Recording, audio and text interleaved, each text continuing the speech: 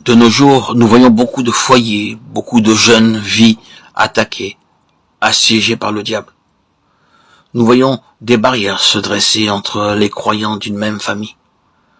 Le péché a fait son entrée dans les familles chrétiennes. Des vies et des foyers sont ruinés par le péché. Les enfants sont rebelles et insoumis. Ce n'est pas seulement en prêchant des sermons que ces problèmes sont résolus. C'est uniquement par la prière. Le Seigneur lui-même nous le dit.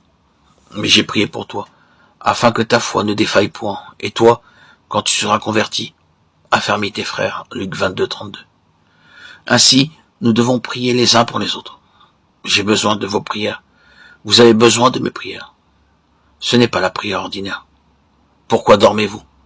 Levez-vous et priez afin que vous ne tombiez pas en tentation. Luc 22, 46. C'est un avertissement du Seigneur. À moins que nous nous adonnions avec suffisamment de temps à la prière persévérante, persistante, victorieuse et agonisante, nous tomberons. Malgré toutes nos connaissances, toute notre activité, nous ferons faillite. C'est pour cela, je le crois, qu'au tout début de notre sainte convocation à laquelle nous avons été appelés, le Seigneur veut nous enseigner, nous exhorter à prier. Le Seigneur veut répandre sur nous un esprit de prière, de supplication et d'intercession selon sa volonté. Ce n'est qu'à cette condition que les choses que nous entendrons pourront être de quelque utilité pour nous.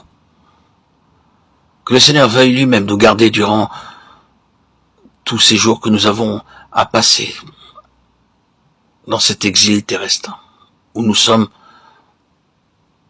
tous ensemble, dans un esprit de prière et de supplication. Alors, ce que nous entendrons, ce que nous verrons pourra devenir extrêmement fructueux. C'est par cette même arme que les premiers apôtres sortirent en vainqueurs pour leur service. Après avoir été relâchés, ils allèrent vers les leurs et racontèrent tout ce que les principaux sacrificateurs et les anciens leur avaient dit lorsqu'ils l'eurent entendu. Ils élevèrent à Dieu la voix tous ensemble et dirent: Seigneur, toi qui as fait le ciel, la terre, la mer et tout ce qui s'y trouve, c'est toi qui as dit par le Saint-Esprit, par la bouche de notre Père, ton serviteur David. Pourquoi ce tumulte parmi les nations et ces vaines pensées parmi les peuples? Les rois de la terre se sont soulevés et les princes se sont ligués contre le Seigneur et contre son oint. En effet, contre ton saint serviteur Jésus que tu as oint, Hérode et Ponce Pilate se sont ligués dans cette ville avec les nations et avec les peuples d'Israël pour faire tout ce que ta main et ton conseil avaient arrêté d'avance. Et maintenant, Seigneur, vois leurs menaces et donne à tes serviteurs d'annoncer ta parole avec une pleine assurance en étendant ta main pour qu'ils se fassent des guérisons, des miracles et des prodiges par le nom de ton saint serviteur Jésus.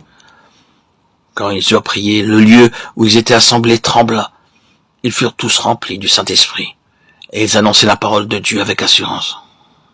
Acte 4, 23, 31.